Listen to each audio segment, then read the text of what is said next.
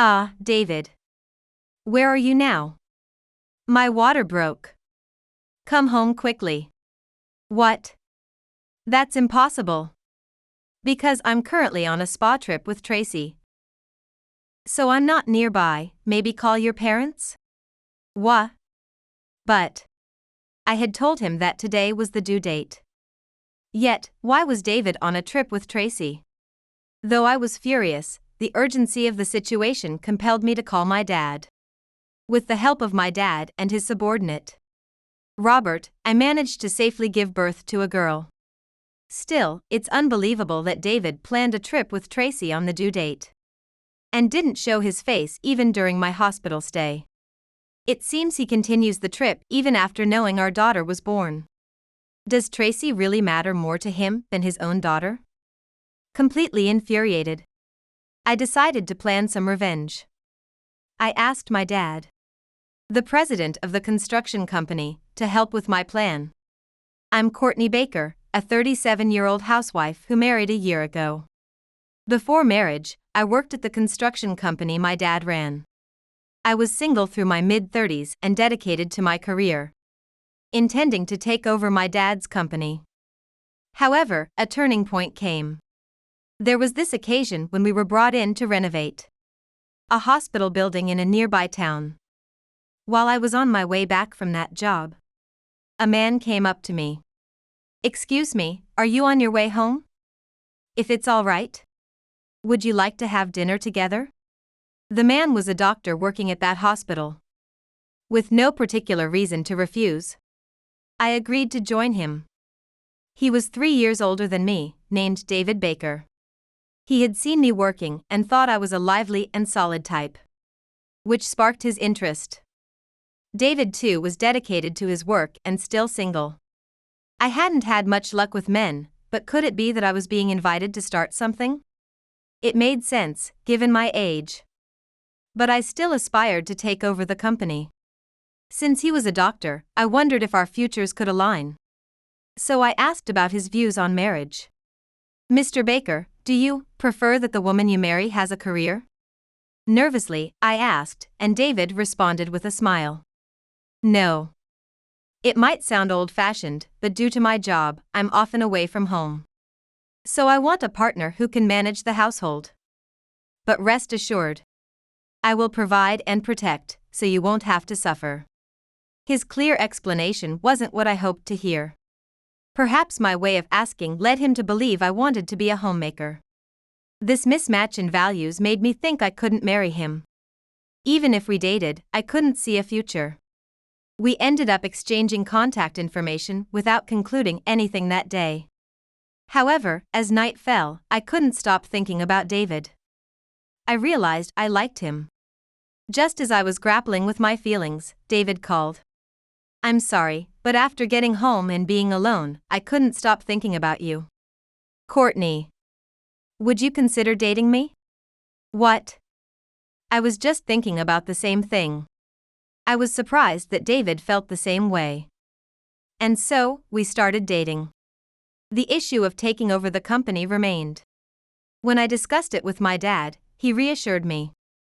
Don't worry about the company. We have plenty of competent employees to handle it. More importantly, Courtney, focus on cherishing your life and being happy.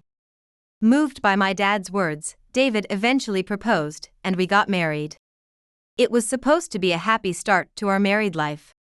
But David's absence due to work was more frequent than I expected. Having quit my job to become a full-time housewife, I resolved to manage our home well. But the loneliness of being alone gradually weighed on me. I couldn't complain about feeling lonely whenever David was tired from work. However, my troubles didn't end there. David's salary was deposited into a joint account. But he would withdraw about half of it immediately on payday. When I asked what he used the money for, David looked annoyed and explained. Medical work involves expenses for conferences and seminars. Plus, teamwork is crucial, so I can't refuse when invited by seniors or colleagues. Just because I earn a high salary doesn't mean I can profit entirely from it. I had never worked in medicine, so his explanation seemed reasonable. though somewhat unclear. Perhaps managing the rest was a wife's duty. To avoid upsetting him, I didn't press further, but was that a mistake? Showing leniency only escalated things, and the following month, David withdrew even more money. The living expenses he left initially halved, then dwindled to a third, a quarter. It reached a point where no matter how much I scrimped, it wasn't enough. Every time David came home, I questioned why he needed to spend so much money. But he insisted it was necessary. I can't manage if you reduce the household budget this much, even if it's necessary. That's just the way it goes. If you feel it's not enough, why don't you work for yourself? Now, of all times, to say such a thing. I had wanted to continue working, but he was the one who asked me to quit.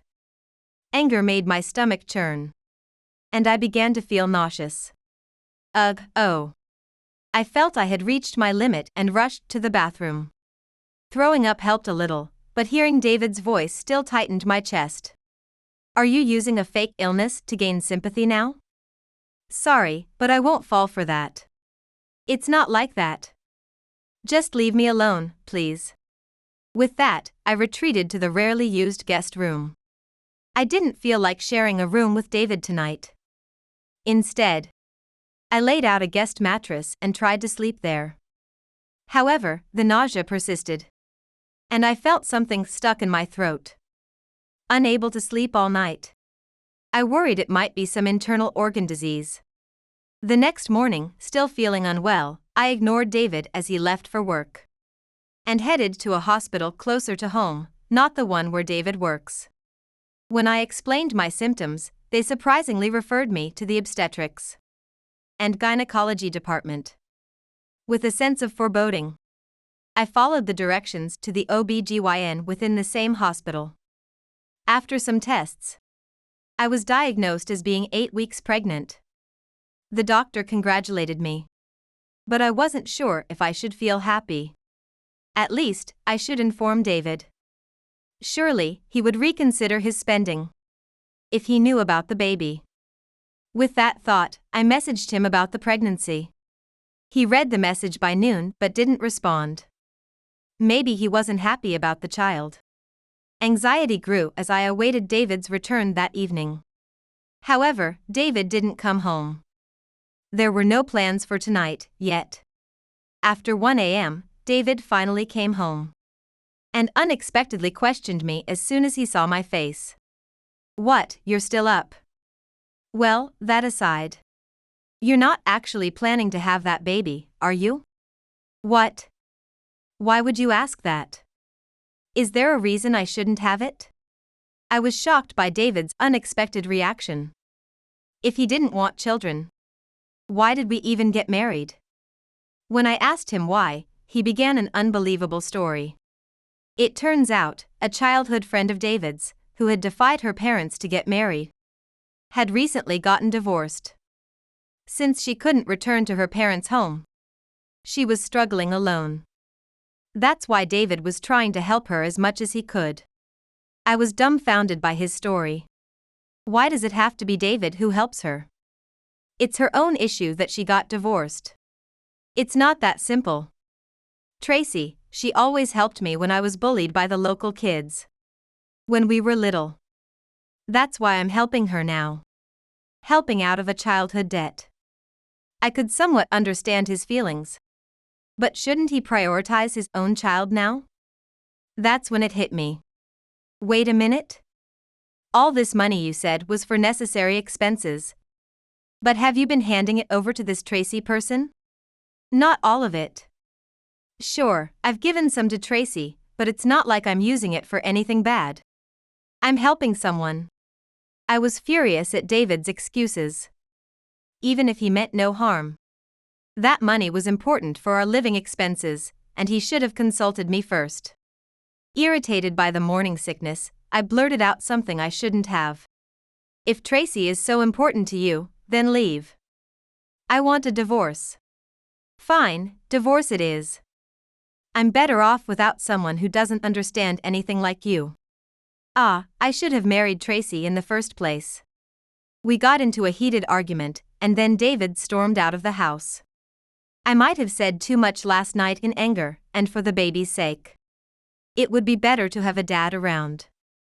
I decided to apologize and called him. But he didn't answer, so I left a message saying I was sorry. But he still hasn't read it. Maybe I should give up on having the child? That evening, I went to the company run by my family and told my dad everything. He was furious. What is David thinking? He's married and yet he cuts into the living expenses to help someone. Even if it's a childhood friend, that's unacceptable. You're right. I should have managed it better. Maybe I should give up on having this baby? As I stroked my belly and asked, my dad shook his head vigorously. No. That child is a precious life you've been blessed with. Don't worry about anything. Courtney, just focus on giving birth to a healthy baby. I'll take care of everything else. Moved to tears by my dad's words, everyone at the company, listening in, said they would help too. Originally, they were all colleagues who worked with me and were open about everything. Encouraged by my supportive colleagues, I decided to have the baby. When I got home, David was in front of the house, seemingly waiting for me anxiously. What's wrong, David? Weren't you leaving? Well, I was going to at first. But, you told your dad about yesterday, didn't you? He called me and yelled. He said if I didn't come back right now, he'd make me pay $100,000 in compensation and child support. It was like dealing with the mafia. It was so scary that I had no choice but to come back. Using your parents to threaten me is low. So that's how it was. Well, anyway, he had come back. So I told David about my decision to have the baby and the due date. However, David's behavior hadn't changed. He was still often away from home. And he continued to withdraw money as he pleased. Even when I sarcastically said, "You must be giving it to Tracy again," he just ignored me. It seemed David had only come back to avoid paying a large sum of money. As the due date approached with David hardly ever home, I decided to wait for him at home, not wanting to trouble my dad at his house with only male family members. But on the day, he still hadn't returned. Alone at home, I started to feel increasingly anxious. Then it happened. Suddenly, I began to feel the labor pains, followed by the sensation of warm water flowing. My water broke? I couldn't take it anymore and decided to call for a taxi. But I couldn't find the piece of paper with the taxi service's number. I should have just put it in my phone. Calling an ambulance would bother the neighbors. I had to call David. When I called him, he answered immediately. Ah, David. Where are you now? My water broke. Come home quickly. What? That's impossible. Because I'm currently on a spa trip with Tracy. So I'm not nearby. Maybe call your parents? What? But I had told him that today was the due date. Yet, why was David on a trip with Tracy? But with the situation urgent, there was no time for anger. I hurriedly hung up and called my dad. He said he would come right away. My dad, who doesn't drive, arrived driven by his subordinate. Courtney. Are you okay? To the hospital. Let's go to the hospital right now. Dad shouted as he ran over, accompanied by Robert Ford, the company's executive, who always supported my dad in emergencies. I leaned on the shoulders of my dad and Robert as they helped me to the back seat of the car. My dad sat next to me and comforted me all the way to the hospital. Thanks to them, I safely gave birth to a girl. It would have been dangerous if they had arrived any later. I was filled with gratitude for my dad and Robert. Thanks to them, I had this precious life. My daughter's red, crying face was incredibly dear to me. My dad also raised his hands in joy, saying, "A granddaughter." In front of the delivery room, I asked my dad to let Robert come in too, to thank him first for saving my daughter's life. Robert entered, looking embarrassed. "Mississippi, congratulations on your childbirth. No, it's thanks to you. Thank you, underboss. I unintentionally called him by the old nickname, which made Robert smile and shake his head lightly. No, our company is now a legitimate business, so please spare me that kind of call. Your daughter might get a shock. For a moment, the atmosphere lightened, and I smiled. Maybe it was my imagination, but even my daughter, who had stopped crying, seemed to smile a bit. Seeing my daughter's peaceful face, I resolved to make her happy no matter what. Yet, as I stayed in the hospital, my spirits only dampened. I hadn't heard from David since then. I had let him know I was in this hospital, and even told him the room number via smartphone message. Despite waiting, there was no response from David. Even after knowing that his daughter was born, he still seemed to continue his trip. Does David really care about Tracy more than his daughter? I know getting irritated isn't good for my daughter, but I can't control my emotions. The last thing David said over the phone keeps replaying in my head. What does he mean, on a spa trip with Tracy? Those words churned in my mind. Having loved David, it made my blood boil. I finally lost my patience and planned revenge against David. As I meticulously devised the plan in my head, a voice from behind startled me. What's with that scary face, Courtney? I snapped back to reality, and there was my dad. Dad, how long have you been there? I just came in. I wanted to talk to you, but you looked so serious and scared. Is it about David? I nodded quietly. Was my face really that scary? I glanced at the mirror and forced a smile. Since my dad was here, I decided to ask for his help with the revenge plan I had just thought of. Dad, there's something I'd like to ask for your help with. I need the cooperation of everyone at the company too. As I started explaining the planned details, my dad listened intently with his arms crossed. After I finished, he tilted his head with a hesitant look. Don't you think that's going a bit too far? You haven't even had a proper discussion since the baby was born. Well, it's a slow period at work now, so I don't mind. It's fine. Talking to David is useless anyway. Plus, if we don't teach him a lesson, he'll never learn. Please, Dad. I pleaded desperately with my hands clasped together. Moved by my earnestness, my dad agreed to help. I could already picture David's shocked face. It's been a week since I had my baby.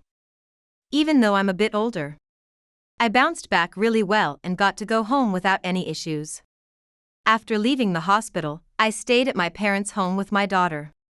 The plan I had asked my dad to carry out was swiftly executed by everyone at the company during my hospital stay.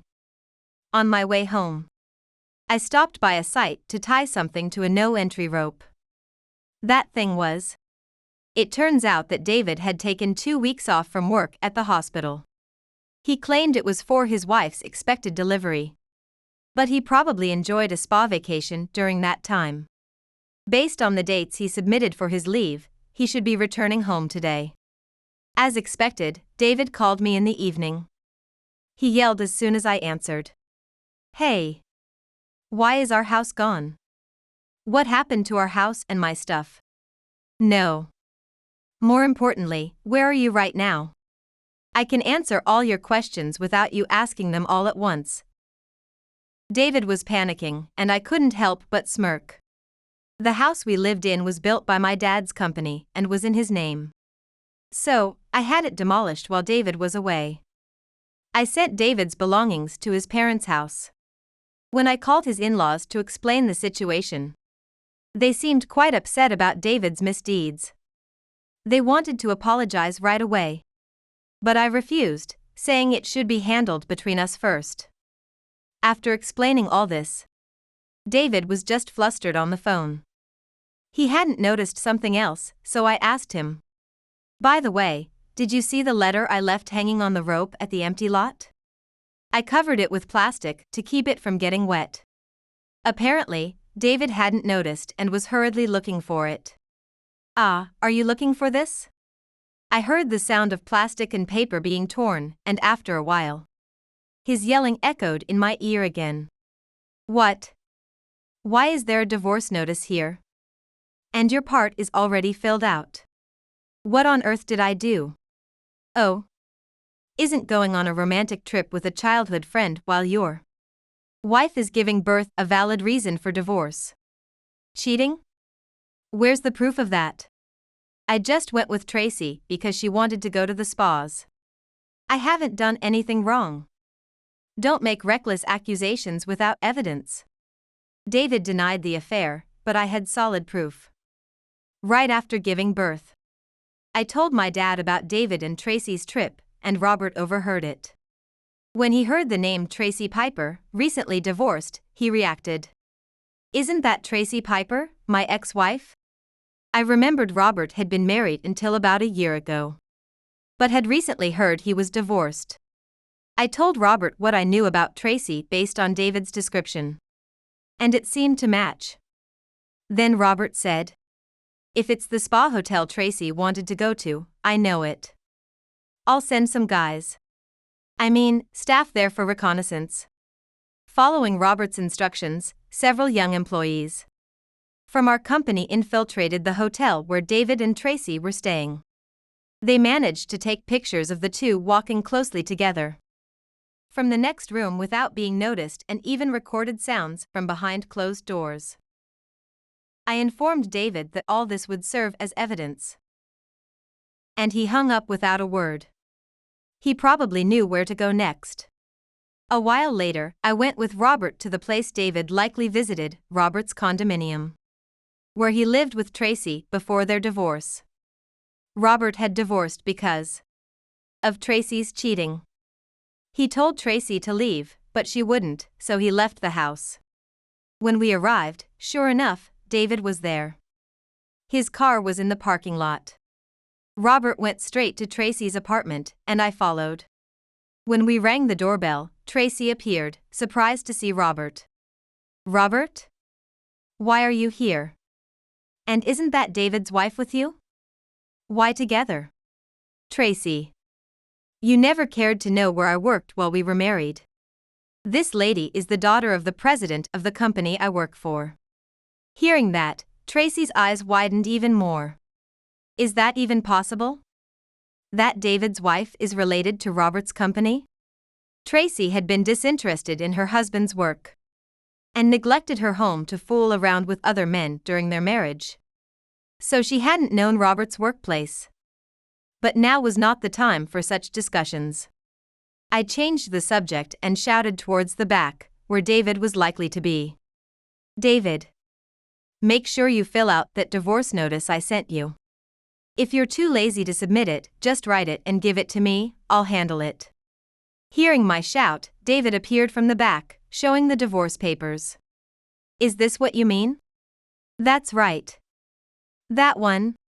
Seeing how eager I was to finalize the divorce, Robert interjected. "Wait a minute. Your husband committed adultery. We have proof. So he must write a pledge to pay the compensation before submitting the divorce papers." "Gah. Compensation, huh?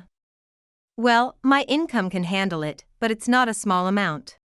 David responded nonchalantly, but Robert smirked, giving him a piercing look as if he had a plan. After finishing his discussion with David, Robert turned to Tracy. "And Tracy, you still haven't paid the compensation for your affair, even though I let you have the apartment. I'm losing my patience. When are you going to pay up?" Overwhelmed by Robert's intimidating demeanor, Tracy was at a loss for words. David stepped in, seemingly defending her. "Hey, isn't that like the mafia? Courtney's dad was intimidating too. But this is outright threatening. What's going on with the people at this company?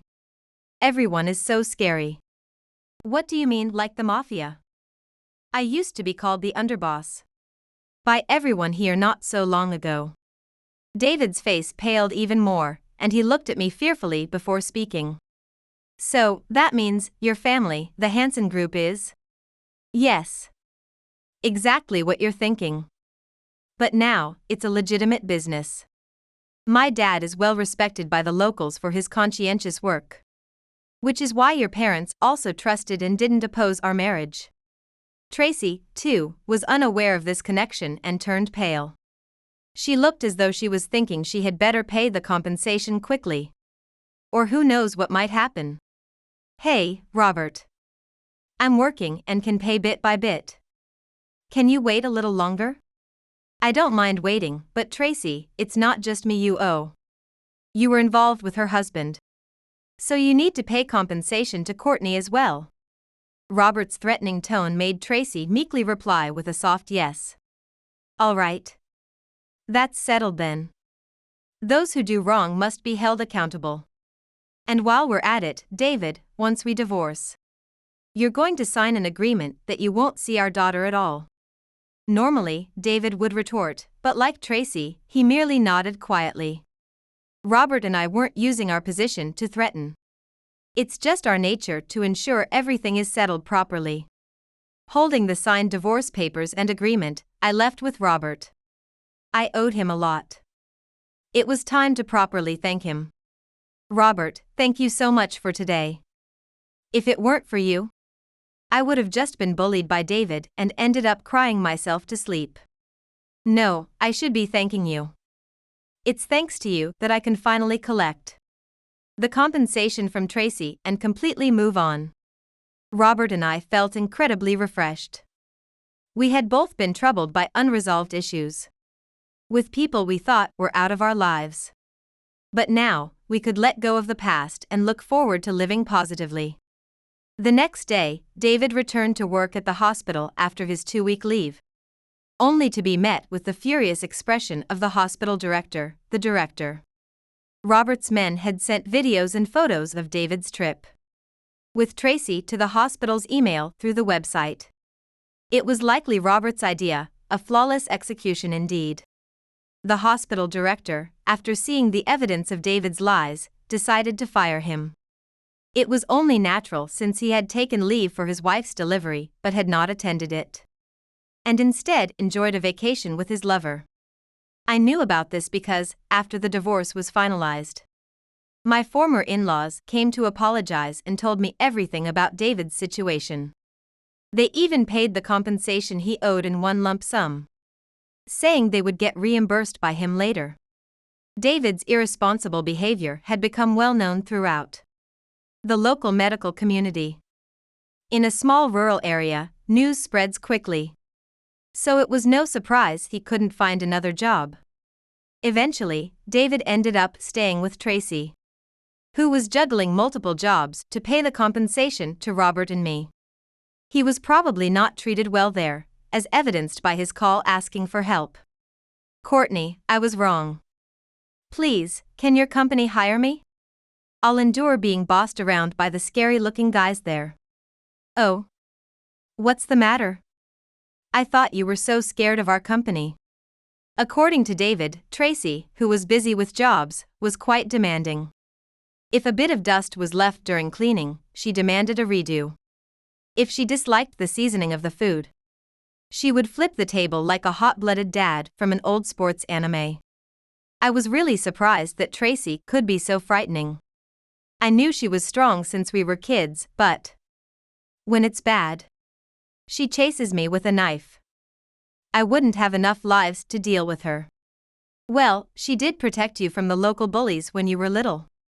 Even I would be scared of such a strong-willed woman. Indeed, even before our group left that life behind, none of us ever did such dangerous things.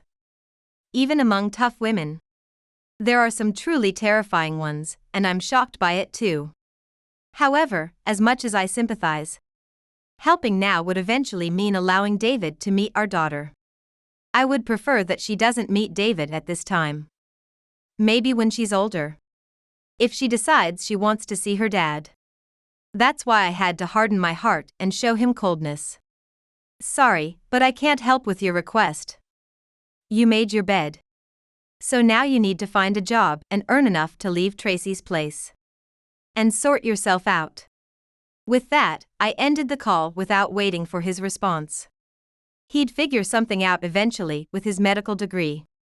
However, not long after, a shocking incident occurred. While I was watching TV at home, news broke that David and Tracy had been arrested.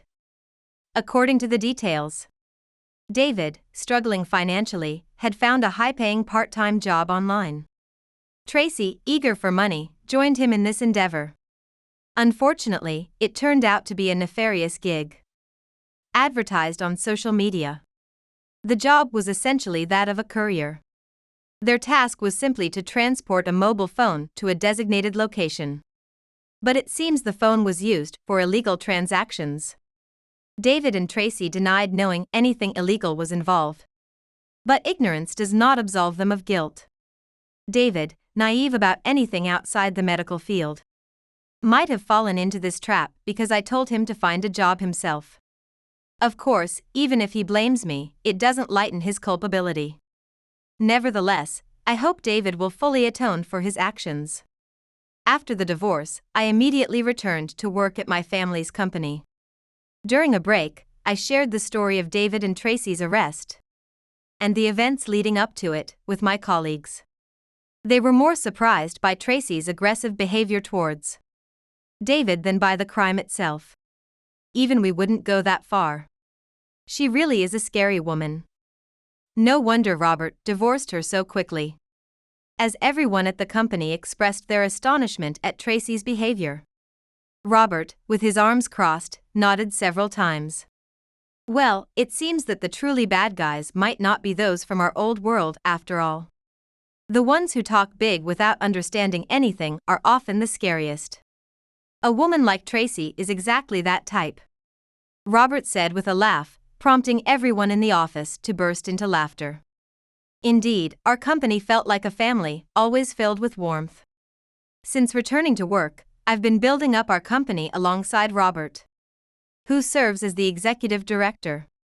Although some colleagues suggest that I could pair up with him, Robert remains strictly a professional partner to me.